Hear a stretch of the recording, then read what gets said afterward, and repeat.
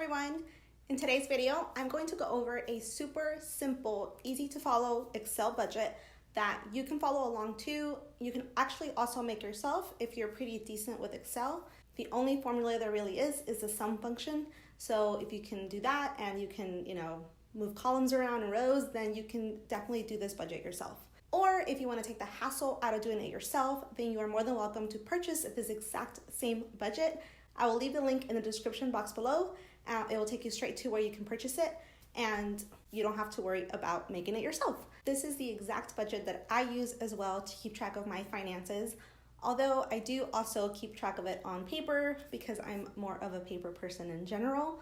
But I like having this Excel file handy because I can easily track and then very easily look back at previous months and what I've spent before. So it helps me prepare for the months coming ahead. If you are new to my channel, my name is Lisbeth and I make videos that help you plan for a better financial future while living your best life today.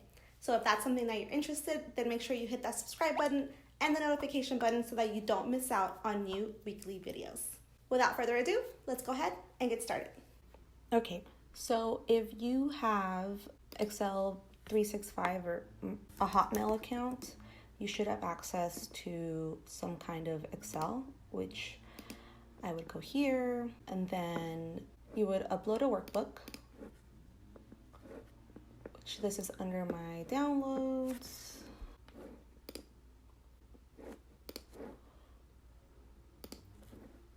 Upload that.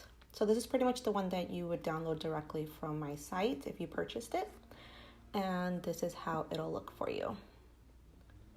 So it automatically puts you on 2020. So as you can see here, it pretty much gives you the entire 2020 here, and we're gonna go to 2019 because that's what we're at. You have 2019 and you have 2020. Obviously we're already in August as I'm filming this. So you can actually just highlight all of these and August if you wanted to, since you might be starting in September, but we're just gonna keep it there. Right click it and hide columns. And then you only have the rest of this year, right? So the reason I laid it out like this is so that you can actually see what you've spent on previous months, and then you can adjust it as you need it going forward. So I have the months on top. I have your remaining, which is pretty much as you input what you are making, then it will tell you how much you have remaining, right? So I'll kind of go over that in a second. I just want to show you the layout at first so that if you wanted to make this on your own, you know exactly how it would look like. So the way I set it up is you have your month, you have your remaining. I put in my income first. Obviously you can delete the row if you need it, if you don't need as many, but I just want to make sure there was enough. Savings, the way I separate it here, the reason for that is because savings, if you put directly into your 401k or if you have an emergency savings, that would go here.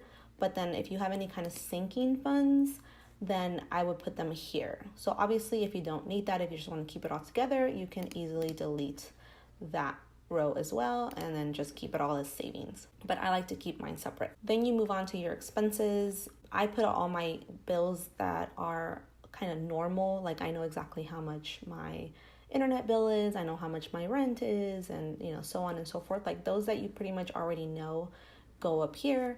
And then my variables are kind of like my groceries, my gas, my tolls, my personal spending, all of those go down here.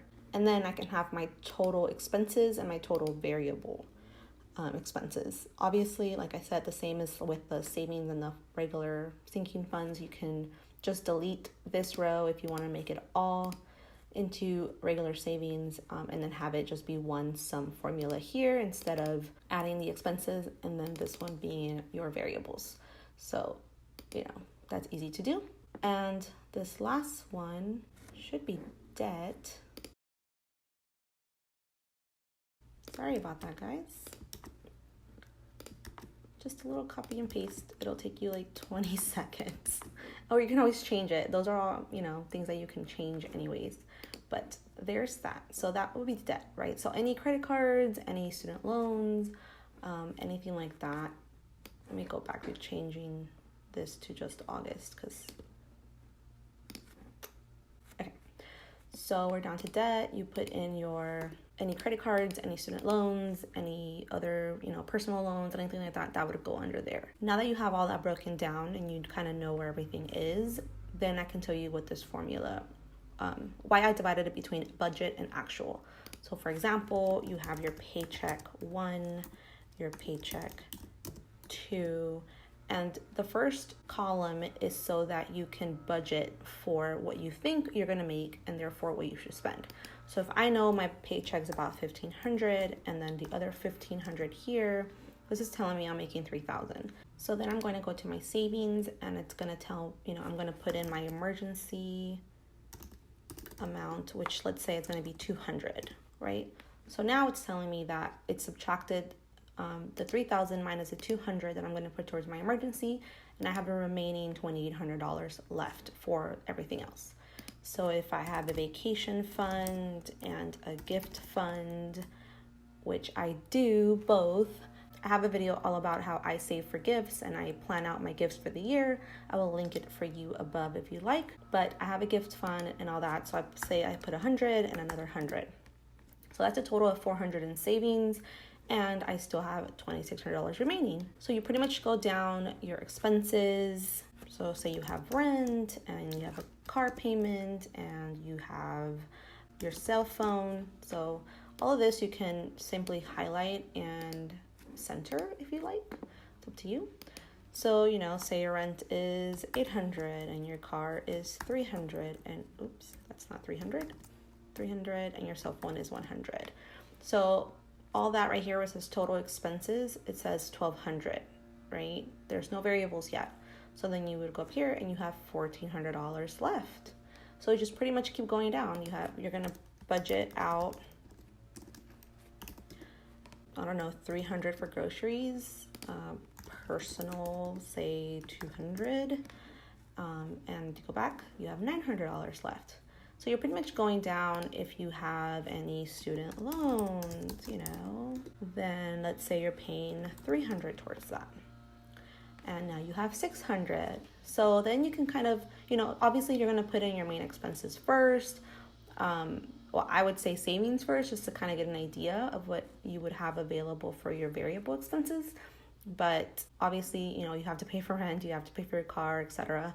So put that first, compare it to your income, go and put savings, and then go and put your variables and your debt. And just keep checking back here and it tells you, how much you have left. Obviously, this is all an estimate. It's a budgeted amount. But as you go throughout the month, when I get paid, maybe I got paid $1,530 instead of $1,500. So this will do the same thing. It'll calculate as you go how much you have remaining, so that if you got paid less, it might tell you that, it's a negative balance. But if you got paid more, then you might have some extra money and it'll say, hey, you have $30 remaining.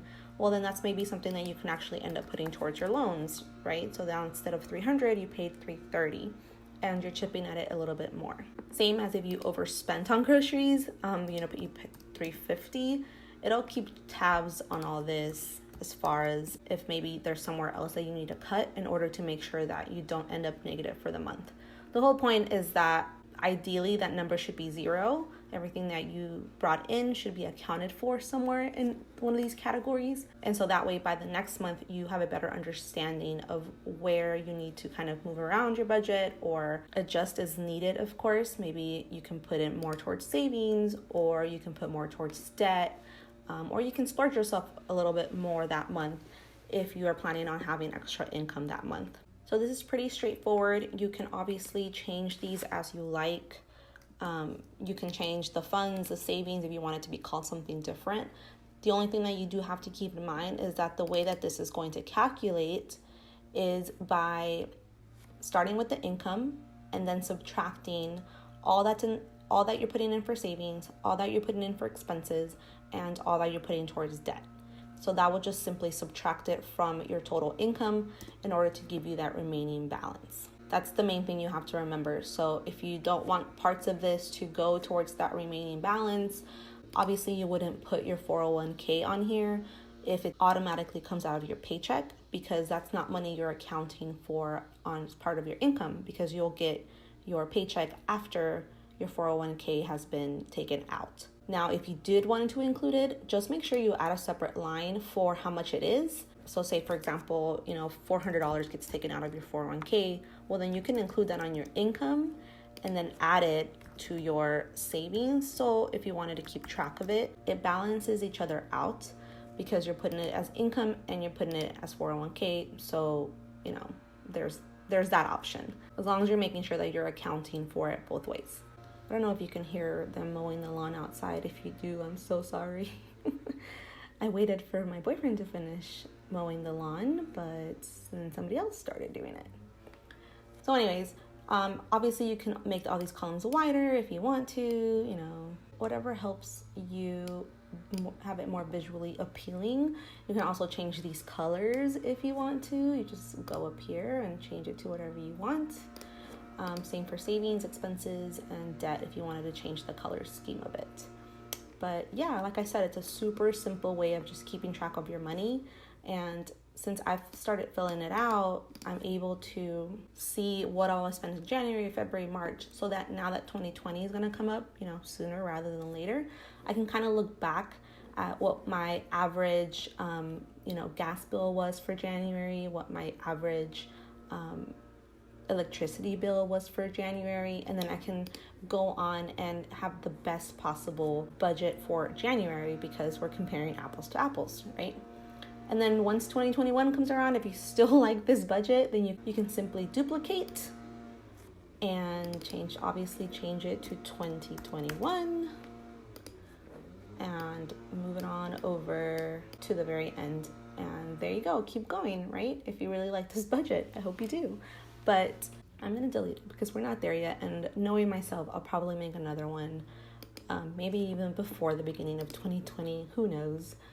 So yeah, that's your super simple, easy to follow budget that you can customize, by color.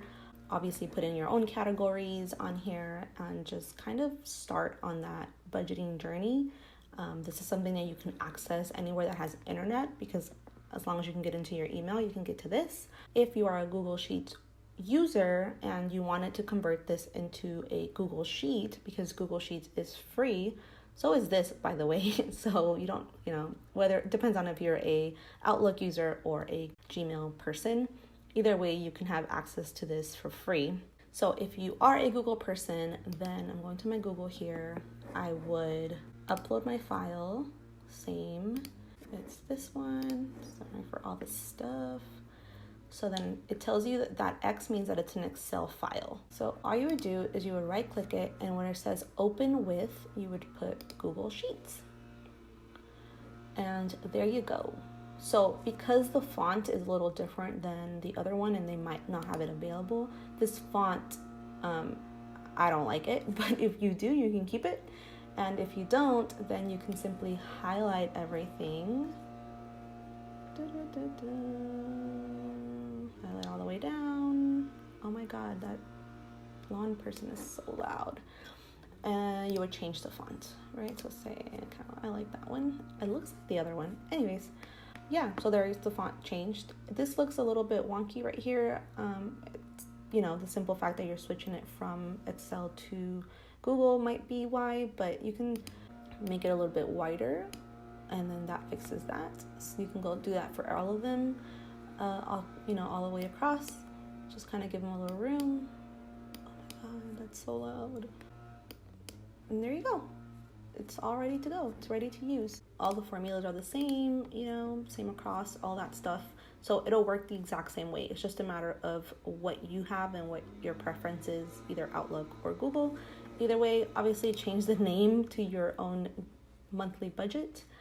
Same with the one on Outlook. You can just change the name, have it saved on your own Outlook drive, and you're all set. So I hope you like it. I like that it's colorful and that it's easy to use, and that I can change all the categories or, what I spend in the month. I can add things if things came up, birthday presents and stuff like that, so that year after year I can compare it to prepare the best for the next month or the next year. So I hope you like it too. So I hope that was easy enough for you to follow. If you have any specific questions about this Excel budget or any budgeting questions in general, feel free to leave them in the comments down below for me, and I will be sure to get back to you on that. Remember that if you want to purchase this exact budget file, then I will leave a link down below in the description box for you to purchase it yourself so that you don't have to spend the time making it. It is super easy to follow, as I've showed you, and it will definitely make a difference in terms of your budgeting in the long term. Keep in mind that I did make this myself, so I would appreciate it if you used it for yourself and yourself only. As an added tip though, make sure that you save a copy for yourself as a blank slate in case, because there's always that one time where you could mess up the one that you are working on, and at least you have a backup for yourself to just start from scratch if needed. If you are not following me on Instagram or my Facebook group, I will leave the links for you as well. And of course, don't forget to hit that like button and subscribe, and I will see you next week. Thank you so much for watching. Bye.